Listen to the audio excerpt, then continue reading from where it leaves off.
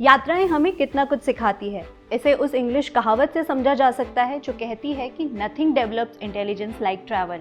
कई यात्राएं तो पूरा जीवन ही बदल देती है, फिर चाहे वो छोटी यात्राएं हो या बड़ी, शैक्षिक हो या ऐतिहासिक, धार्मिक हो या सांस्कृतिक। इन्हें करते हुए हम अलग अलग संस्कृतियों, परंपराओं और लोगों से मिलते हैं और नए विचारों और नजरिए से रूबरू होते हैं। उत्तराखंड तो विशेष तौर से यात्राओं के लिए ही जाना जाता है। यहाँ 4 धाम यात्रा से इतर भी देश विदेश के लोग कई तरह की यात्राओं के लिए पहुँचते हैं। हालांकि अब इनमें से अधिकतर यात्राओं का स्वरूप बदलने लगा है और वो यात्रा न होकर पर्यटन बनने लगी है। लेकिन उत्तराखंड में एक यात्रा ऐसी भी होती है जो आज भी विशुद्ध रूप से यात्रा ही है। आज हम आपको 10 साल में एक बार होने वाली इसी दिलचस्प यात्रा के बारे में विस्तार से बताएंगे, जो 1000 किलोमीटर से भी लंबी पैदल यात्रा है। नमस्कार, मैं हूँ प्रगति और आप देख रहे हैं 12 मासा का विशेष कार्यक्रम दांडी कांड। 50 साल पुरानी बात है। पहाड़ के कुछ उत्साही और ऊर्जावान नौजवानों ने मन बनाया कि अपने पहाड़ के गांवों की विभिन्न संस्कृतियों, परंपराओं और जीवन शैली को करीब से जानना और समझना चाहिए।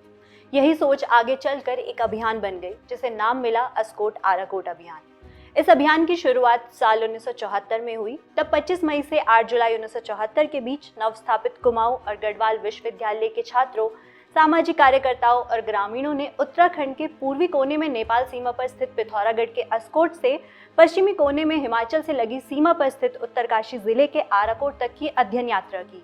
इस यात्रा के प्रेरणा स्रोत थे स्वर्गीय सुंदरलाल बहुगुणा। यात्रा की शुरुआत 25 मई को श्रीदेव सुमन के जन्मदिन से हुई।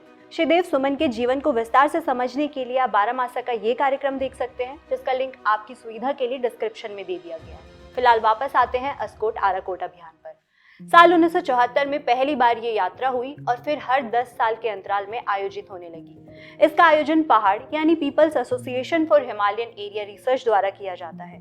इसका मकसद दुर्गम पहाड़ी गांवों के सामाजिक और आर्थिक परिवर्तनों को देखना और समझना है, जो आमतौर पर सरकारी, गैर सरकारी सर्वे या अभियानों के दौरान अनदेखा रह जाते हैं। इस अभियान की सबसे दिलचस्प बात यह है कि ये पूरी तरह से जन आधारित होता है।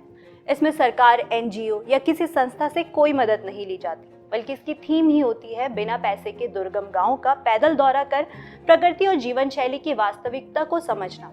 मौजूदा दौर में किसी सर्वे अभियान पर लाखों करोड़ों रुपए पानी की तरह बहाए जाते हैं। ऐसे में बिना किसी मदद के पहाड़ के चिंतकों, प्रकृति और पर्यावरण प्रेमियों द्वारा नेपाल की सीमा से हिमाचल प्रदेश की सीमा तक 1.5 महीने की पैदल यात्रा करना अलहदा अनुभव है।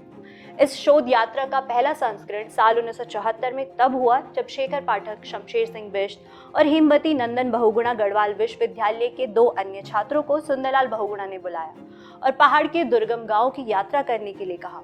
सुंदरलाल बहुगुणा पहाड़ के लोगों को और उनके जीवन को बेहतर ढंग से समझते थे। इस यात्रा ने पहली बार दूरस्थ और दुर्गम उत्तराखंड का वास्तविक दृश्य सामने रखा। 1974 के बाद पहाड़ ने 1984, 1994, 2004 और 2014 में भी इसका आयोजन श्रीदेव सुमन के जन्मदिन 25 मई से ही किया। 1974 से 1984 के बीच भी ये अभियान विभिन्न मार्गों पर चला, जैसे 1975 में श्रीनगर से शिमला, 1976 में अल्मोड़ा से श्रीनगर और 1977 में नैनीताल से गोपेश्वर तक की यात्राएं की गई।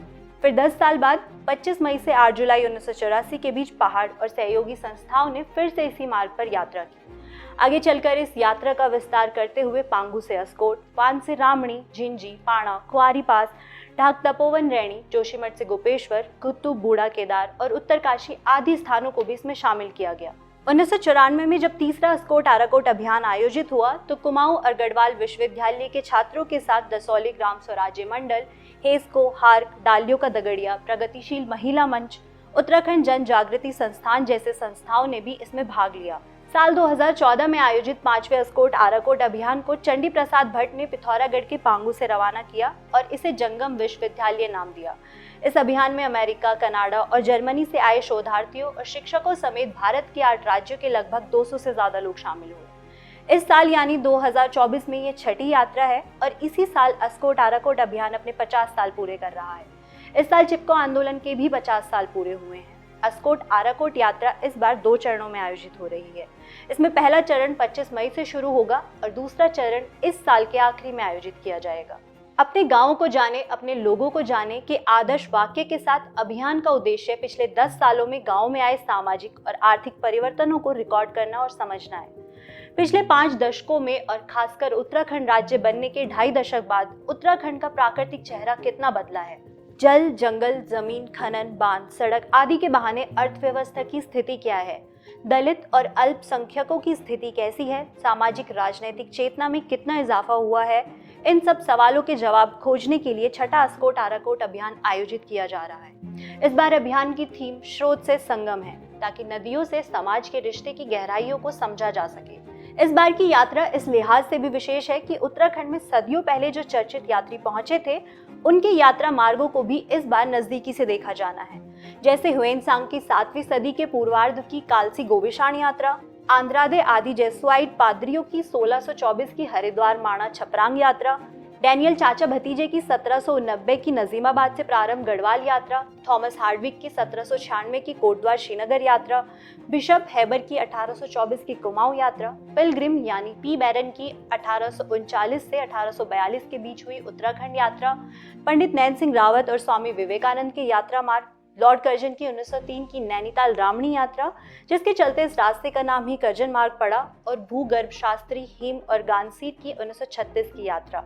ये तमाम ऐतिहासिक यात्रा मार्ग भी इस बार खंगाले जाने हैं। इस अभियान में उत्तराखंड की विभिन्न संस्थाओं के कार्यकर्ता, विश्वविद्यालय और इंटर कॉलेज के शोधार्थी, विद्यार्थी, प्राध्यापक, पत्रकार, लेखक, रंगकर्मी, वैज्ञानिक, समाजशास्त्री और देश के कई हिमालय प्रेमी शामिल होंगे।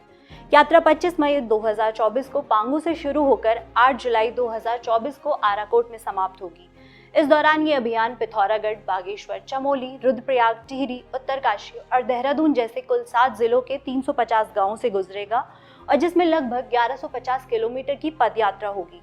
अस्कोट आराकोट अभियान के आयोजकों का कहना है कि इस यात्रा के माध्यम से हम जानेंगे कि नए राज्य की स्थापना के बाद लोगों की आकांक्षाओं का क्या हुआ, उन्हें कितना लोकतंत्र और विकास मिला। अभियान का उद्देश्य है लोगों से सीखना और अपने अनुभवों को साझा करना। जल, जंगल, जमीन, अंतर्राष्ट्रीय ऋणों, नई आर्थिक नीति, उदारीकरण, जैविक विविधता, पारंपरिक ज्ञान, माफिया की बढ़ती शक्ति, भ्रष्टाचार, सामाजिक अपराध, चिपको आंदोलन, नशा नहीं रोजगार दो आंदोलन और अन्य महत्वपूर्ण मुद्दों की भी इस दौरान पड़ताल की जाएगी। 1100 किलोमीटर की इस पैदल यात्रा में यूं तो कोई भी शामिल हो सकता है, लेकिन फिलहाल इसके लिए पंजीकरण बंद कर दिए गए हैं। फिर भी अलहदा यात्रा के बारे में आप और विस्तार से जानने के लिए पहाड़ की वेबसाइट pahad.org देख सकते हैं और इसके आयोजकों से संपर्क करके यात्रा में शामिल होने संबंधी जानकारी पा सकते हैं। अपनी ही किस्म की इस आकर्षक यात्रा की ये जानकारी आपको कैसी लगी, हमें कमेंट करके जरूर बताएं और जुड़े रहे बारामासा।